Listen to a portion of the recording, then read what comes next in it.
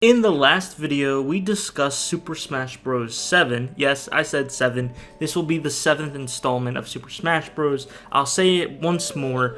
Sakurai himself claims that the Wii U and the 3DS versions are separate games due to there being different stages. Now that we've gotten that out of the way, Super Smash Bros. 7, in the last video, we discussed some features that I would like to be changed or modified in the next Super Smash Bros. Game, along with some extra features I would like added in. However, in the future, I do have an episode totally planned on modes that I'd like to see in the game, but that is for another time, along with the character roster. I know that's what a lot of people want to see, is the size of the roster, how big I think it's going to be, and what characters we'll see returning and new additions that we'll have. That's all for another day. So, if you haven't already, make sure you're subscribed to the channel so you don't miss out on some of those bigger episodes coming out very soon. If you want to see why I think there is going to be a Smash Bros. 7, be sure to check out the very first episode of the series after you watch this one. You don't have to watch them in complete order, but basically it comes down to whether or not Sakurai will be directing the new Smash Bros. Game or not. I personally don't think he will be, and I explained that in that video. So we're going to go on the numption. Is that the right way to say it? Is that a word even? Numption? That Sakurai is not returning for Super Smash Bros. 7, and so we're going to get a whole new director, which opens the door for a lot new things for this installment. Most directors in movies, video games, media in general want to add their own flavor and their own spice to their projects. That's why in a lot of cases you don't have directors jumping onto projects in movies that are already way down the line in production. Most creators want something that is them and embodies their creative passions and vision, and if something's already more than 2/3 of the way done, most of them are going to be very hesitant to jump on it, because then they're basically getting all the critique of that regardless of what they did work on, what they didn't work on, if that makes sense. So I do think when we get a new director for Super Smash Bros. 7, that they're going to want to add their own flavor. They're going to want to put their own design and spin on the Super Smash Bros. Franchise, which is going to be interesting. Obviously, people don't like change, especially with a beloved franchise such as Super Smash Bros., and Sakurai has been so beloved by the community and by fans of Super Smash Bros. And has added so much of his own personality, whether it be in the presentations, the character designs, the representation. He did a lot of that himself. Heck, he pretty much slaved himself away for Melee to get that down in a very quick time, mind you, and that's one of the most beloved Smash Bros. Games of all time. I'm going on a tangent here. Regardless, I don't think Sakurai's coming back, and I think this new director that will eventually be jumping in for his shoes is going to want to do something different with the series, something to differentiate him from Sakurai, and, you know, people are going to hate it. People are going to be so mad and complain, and some people are going to love it, some people are going to hate it. It's just how it is, right? The internet's very polarizing, and people really hate change, especially with games like this. So that's going to happen regardless. Even if the game is even just slightly different, people are going to go crazy. So what do I think is going to happen with Super Smash Bros. 7 and a new director? Well, only time's really going to tell. If you haven't been watching or keeping up with my Kingdom Hearts videos, I've been kind of breaking down some speculations and stuff for Kingdom Hearts 4, which we'll be releasing. Well, you know what? If you're curious, please check out that timeline video after you watch this video. Anyway, I've been doing a lot of speculating on the Kingdom Hearts 4 front, and I do it for fun, and I tell everyone when I make those videos to temper their expectations, to just really take everything with a grain of salt. Everything is speculative. I'm not claiming anything, and, you know, our imaginations can kind of get the best of us. That's the same thing that goes here. Everything I'm about to say isn't factual. There's no articles or evidence released about any of this. The only thing we know is that Sakurai is retired. And so what I'm about to say for the rest of this video is just, you know, it's subject to critique, and I can be wrong. But if I am right, I'm going to be very happy, and I want you guys to come back to this video, sing my praises, and call me a prophet in the comments down below. And if I'm wrong, then you can roast me and say that this video aged like sour milk. It would be so simple to do an asset flip of Super Smash Bros. Ultimate for this new Smash 7 title. And I want to clarify that asset flips are not necessarily bad, especially if it's within the same game franchise and series. It makes the development time a lot shorter, and if it's really just to keep that aesthetic going, then it's fine. Obviously, consumers want some change. The biggest example I can think of is Game Freak's Pokemon. There's they're always getting critiqued for their modern style of games, circa 2010, for kind of being the same recycled, effortless material, and asset flips are just stuff that they've done in previous games. And I completely understand that. You still want to reinvent the wheel and innovate to another level, such as Tears of the Kingdoms, for example. It is basically an asset flip of Breath of the Wild, but then they enhance the gameplay experience to make it better, and that's all gamers can really ask for these things, and that's what I would like to see with a new installment of Super Smash Bros. I think it's absolutely fine to bring things over and then just refine them and add your own little personal spin and twist to it to make it different from the previous titles. So what do I think they're going to do? I honestly, don't know, because once again, this director could go completely off book and want to completely change the whole style of it and make it a nightmare development hell for the team, but he could also say, hey, let's take what we have and put it over. It's really up in the air at this point. However, I think it would be kind of foolish not to move those movesets over, because that saves a lot of time, especially for the characters that you know are going to be returning, and then maybe tweak some things here and there, but for the most part, take everything you got from the Switch and move it over to the Switch 2. So that way you have that foundation, that groundwork to work upon, and then add your flavor and your spin to it. Do I want to see all of the same stages that we've been getting in Ultimate? No, I want to see new stages. I want to see brand new stages that we've never seen before. I think it's really cool we got the HD versions of the classic levels, and I think we can have some of those come back over. I think we can have some Ultimate levels come back over, but I think it's time that we get some brand new stuff. Ultimate was a celebration of the past. It's time to move and put one foot forward into the future. So I would definitely like to see not that many asset flips of stages. Of character movesets, that's a little bit different, and we'll go into that a little bit more once I go over what I think that roster is going to be. But yes, I mean, the models themselves could be moved over with some touch-ups to the moveset and stuff like that. However, I think the biggest thing that the director will most likely want to do is change the single-player experience and change the overall Smash experience. And I'm going to explain what that is. For single-player, we might still have our home run contest, classic mode, the stuff that's been going through the series the entire time. But I really think a new director for this game will want to take a creative twist and spin on the story experience of Super Smash Bros. Either they get rid of it entirely or they add to it. I really hope it's, the latter, not the former. Is that how you say? The latter is the last one? Former? I don't know. You know what I mean. I want a story experience, and I'm not saying it needs to be Subspace Emissary. Guys, Subspace Emissary was cool when it came out, but it's honestly not anything to write home about. It wasn't that special. Come on. It was fun, yes, and it was different at the time, but we would need something a lot more substance, a lot more creative and fun at this point. We are in 2024, and this game's going to be coming out later, so we need to step it up. We need to just make sure that we get the best experience ever. It would be crazy, and I'm just going to throw this out there because it's not going to happen, but imagine if they took, since it's Nintendo, they had each team from Nintendo that were working on different IPs and different games, their section of the story mode, it would be that gameplay.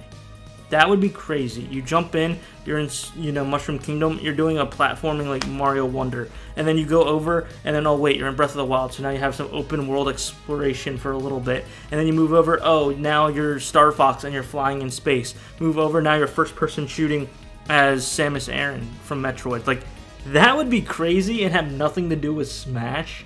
And when I say it out loud, is like the biggest fanfic ever written. But that would be so cool to have those elements and then mix in the Smash elements as well somehow, where you would eventually get to a platform part of the stage and fight people the regular Smash way.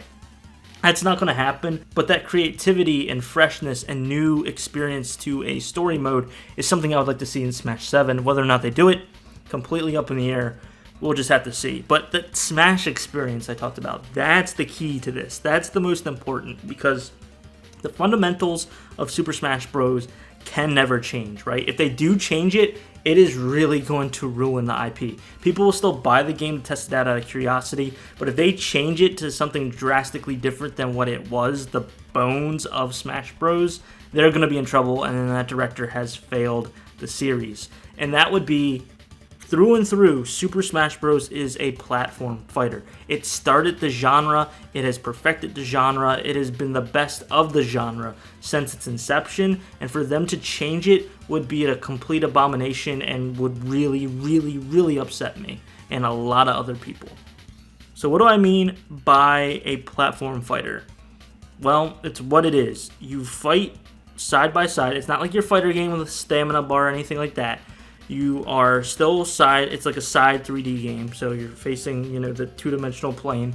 You're fighting, you're jumping on and off platforms, there's a damage meter, and your goal is to KO your opponent by knocking them off the stage and keeping them from getting back onto the stage.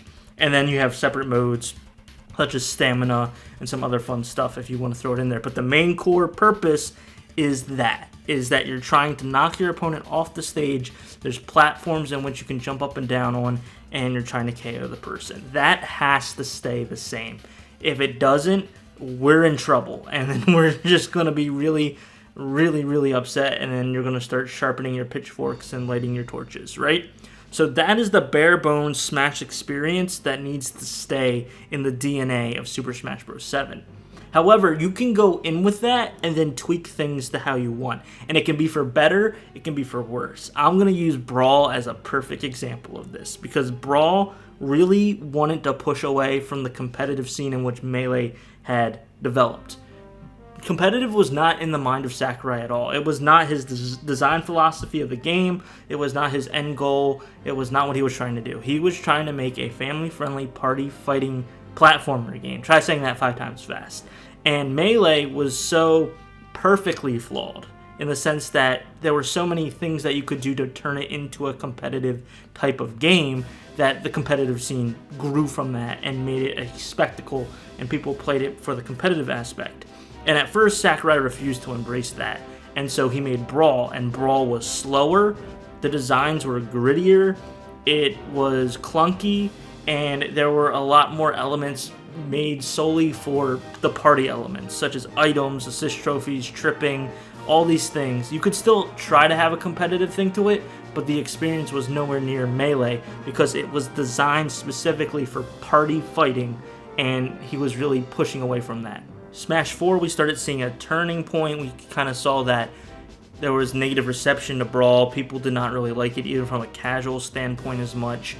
And so that's when we started tilting a little bit back towards the competitive side, but it was still not to that level. I mean, we did have Flip for Glory, and people absolutely loved that, but it was still a slower paced game, but it was more competitive friendly than Brawl. Then Ultimate, I think Sakurai had his coming to Jesus moment and realized that it's good to support both sides of the community, the competitive side and the, family-friendly party side.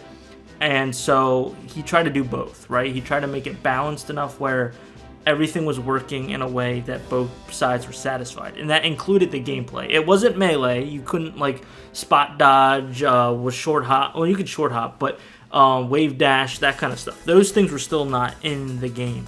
However, he made it so that way it was fast-paced enough, it was tight enough that you could have these competitive events. And he even, I think, went out to a few of the competitive events when promoting Ultimate when it first started.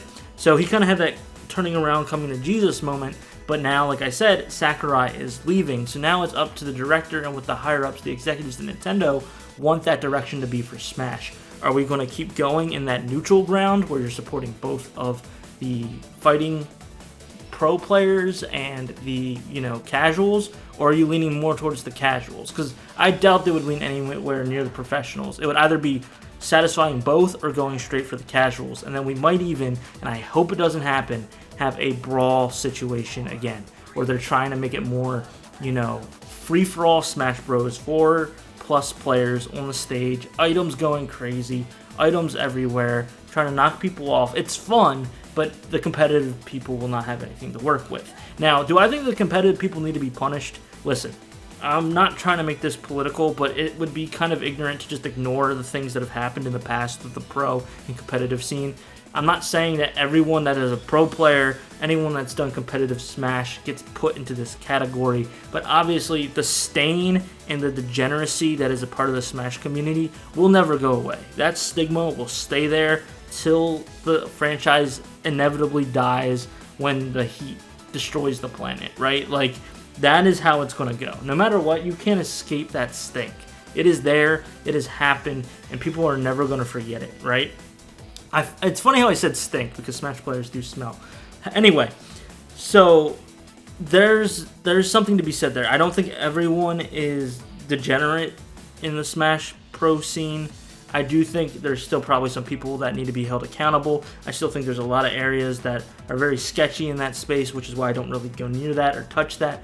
But I'm also not a pro Smash player, so that's also a part of it too. But anyway, I just wanted to kind of just say that, so that way you kind of get my stance on it. Like, I'm aware of these situations, but that's not really what this video is about. I just wanted to make sure that everyone knows I acknowledge these heinous things that have happened. Some of the things were blown out of proportion, yes, but still, the competitive scene did not make the game look good. It really did hurt the reputation of Smash and Nintendo. And to think about it, when everything was coming out, if you're Sakurai and you see your games trending on Twitter because of these terrible things, like, that's gotta crush your heart. And I think I did a video way back about that too. So it would make sense, and I hope I'm wrong, but it would make sense if Nintendo was like, we kind of want to go away from those people. We don't want to be affiliated with them. Let's make a game that's solely like Mario Party, solely for the family-friendly casuals, so that way the pros just leave it alone, and then they can have our dead game in the water Ultimate, because this new game will come out, and then they'll leave us alone. I could see that happening, honestly. I don't mean to be that doom and gloom guy, but I could see the game getting slower. I could see, unless you have items and other fun stuff on, it's really hard to KO the person. I could see that happening. I really, really could. I hope I'm wrong, but I could see that happening. It's a little bit too early to say what direction this will go, but I think a lot of those competitive elements that Sakurai kept in Ultimate will inevitably go away. The short hop aerials, short hopping, like, those were actually added to Ultimate. Like, those are features that you can input in the game. It wasn't some, like, flaw like in Melee that just happened to happen. Like, those could be taken out entirely. You could it's the full hop. Like, you are no longer able to hold down lighter or harder to change the height of your jump. Like, they could do that. They could change dodging as it is. They could change invincibility frames when you grab. They could change frame data. They could do all of that if they really wanted to. Now, I personally, if I was a director or a new director coming in, I would try to honor Sakurai as best as I could. I would try to make the game different enough so it could be my game, but I would definitely still want to keep some of those great elements that worked in Ultimate and previous Smash Bros. Games in. Sakurai paid so much attention to detail with every single character, every single design, every single moveset, every single stage, every single item. He was just very, very passionate about these franchises and about this game. And I just hope the next director comes in with that same type of love and doesn't try too hard to focus on being different than Sakurai. I hope they try to do their own thing, but at the same time still glorify Smash and still try to make everything as great for both the pro and casual fans as possible. This video went on for quite some time. It was more of a philosophical video than it was details and specifics, because there's nothing we can really work on at this time. But I am curious, what do you guys think will happen to this new era of Super Smash Bros? We will be getting a new director, most likely, unless Sakurai comes out of retirement. I want to know your ideas. What do you think that they'll be doing to the game? Do you think I'm in the ballpark where we could go one direction or the other? Do you think that we'll get that story experience that's different from everything else? Do you think it's way too foolish to even think about this stuff until we get more details about a game coming out? I'm very curious to hear your thoughts down below in the comments. Once again, I am working on the series. I'm doing more videos, more episodes, so please make sure you subscribe if you want to stick around for that. I also do Kingdom Hearts content and some other stuff as well here on the channel, and I just really appreciate your time and support. I'm OCDsaster, and I hope you have a smash-tastic rest of your day. See ya.